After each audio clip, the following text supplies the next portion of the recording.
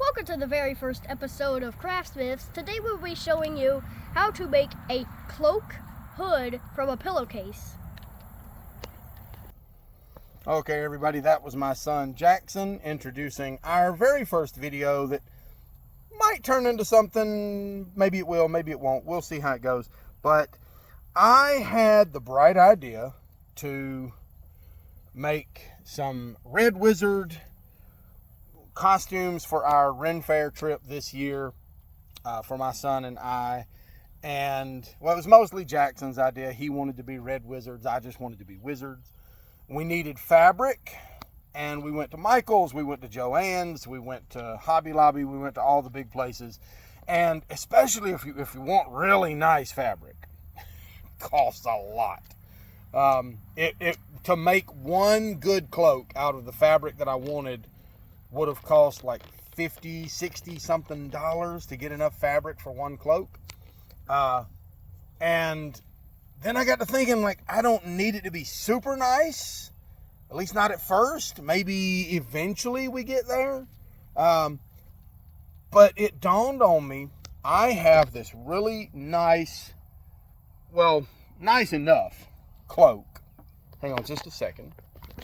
Really nice little cloak that I made a few years ago that I've used as a cloak for a Gandalf costume without the hood. I added a hood to it to make a Grim Reaper costume out of it, and it always gets lots of nice reactions anytime we go to the Ren Fair with it, anytime I wear it.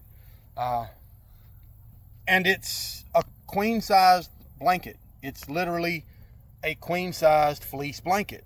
So I thought, if I could get a queen-size bed sheet, a blanket, a bed sheet, anything like that, queen size or king size, then that would be more than enough fabric to make a cloak.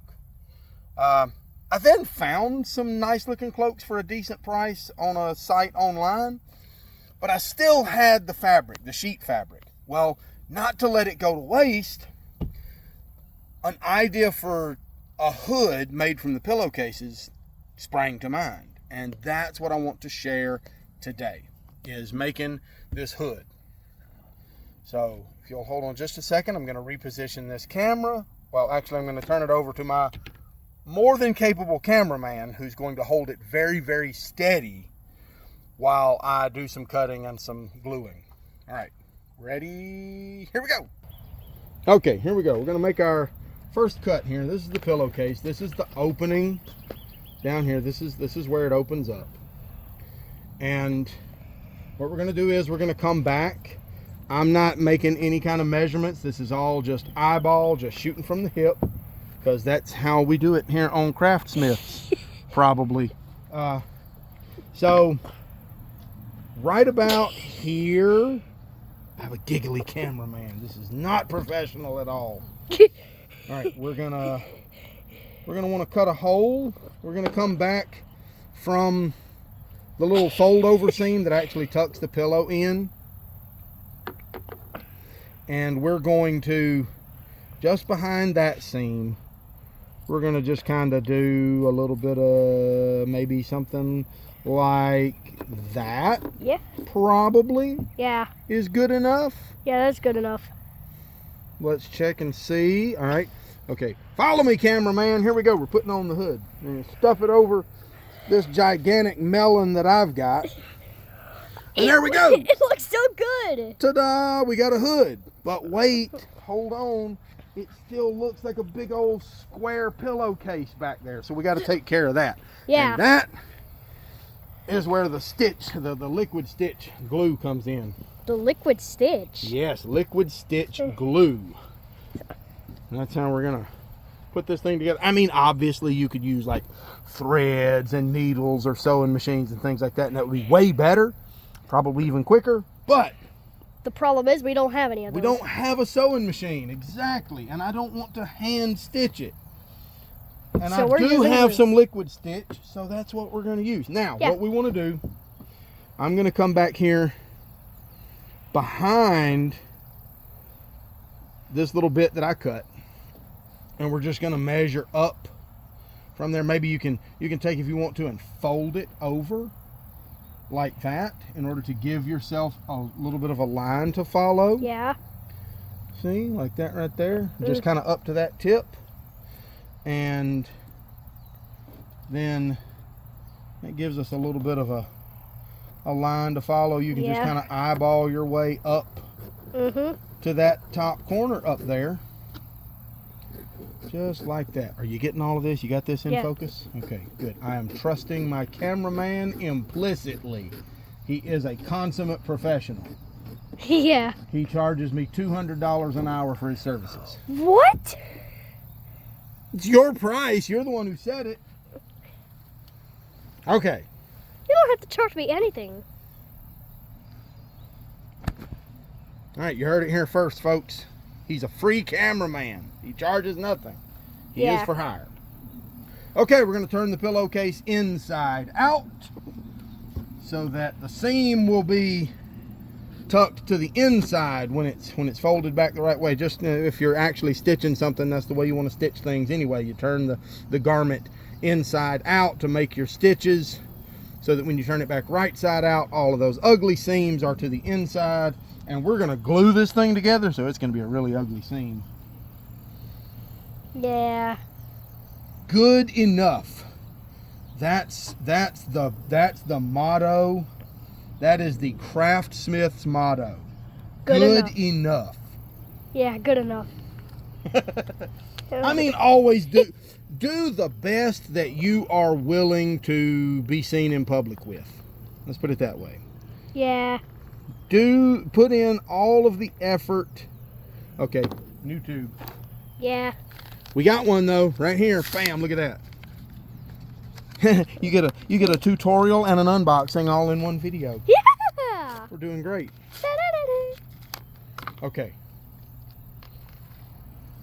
And the liquid stitch literally just goes on. Uh-oh. We may have some dried up liquid stitch. Oh, maybe we did just... It seriously may be dried up. There's a plane.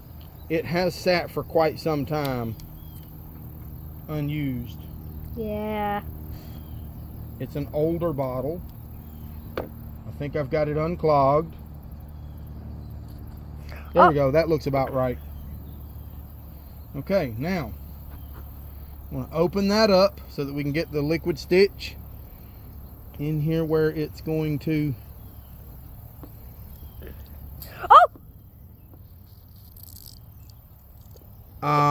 That's a little too liquidy. I hope it'll work. With some good liquid stitch that isn't too dried out, it would work great. But this stuff, actually, maybe this is what it was supposed to look like and the other one was too runny. I actually don't remember. To be perfectly honest, I don't remember what liquid stitch is supposed to look like when it's fresh. You're using the liquid stitch like in Morse code. Yeah, not on purpose, but yeah, that's kind of happening, isn't it? We got a little dot dot dash going on there. Now we want to just pull this over. Yep. And stick it down. Like I said, close enough. Yeah. Good enough. Yeah, good enough. That's the Craftsmith motto. Yeah, that's good.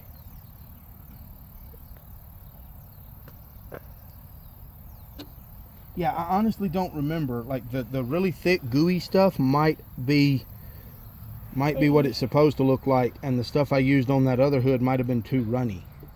I really don't remember. But anyway, that's pretty much it. The only thing you have to do after that is wait for it to dry, and then you'll have a nice hood that looks very much like what I had before. Hold on, real quick. So, after the liquid stitch dries, you have a hood that you can put on just like I demonstrated before, only now it'll have a nice little point on the back of it, so it'll look like a medieval hood that'll go great on a wizard's cloak or anything like that. All you got to do is figure out what color bed sheets you want to buy and use the pillowcases to make a cloak hood. Yeah. And a quick little bonus, hang on just a second. This was the fitted sheet that came in that set. And I cut the elastic band off of it, and then I laid it on the ground and chopped the end of it, chopped the hem of it all to pieces with a machete so it'd get nice and dirty and ratty and tatty, and cut a little hole in near one of the edges. And now you got a nice quick down and dirty cloak that I plan on wearing when I take Jackson trick-or-treating this year. Yeah. I'm gonna be a red Grim Reaper using the hood that I just made and my old Grim Reaper mask and this for my cloak. So nice quick down and dirty way to turn a queen-sized sheet into a cloak, especially if it's something like a Grim Reaper or something like that that's neat, that looks all ratty and tattered up anyway. Yeah. So you don't have to worry about nice clean edges. You know, you don't have to worry about nice, well put together stitches. Okay, all right, off with this. Spin the camera back around. Again, consummate professionals. Okay, so that was the first episode of Craftsmiths. Make sure to hit like and subscribe. There you go, that's the one. Okay, all right, you know what to do. Hope you enjoyed it.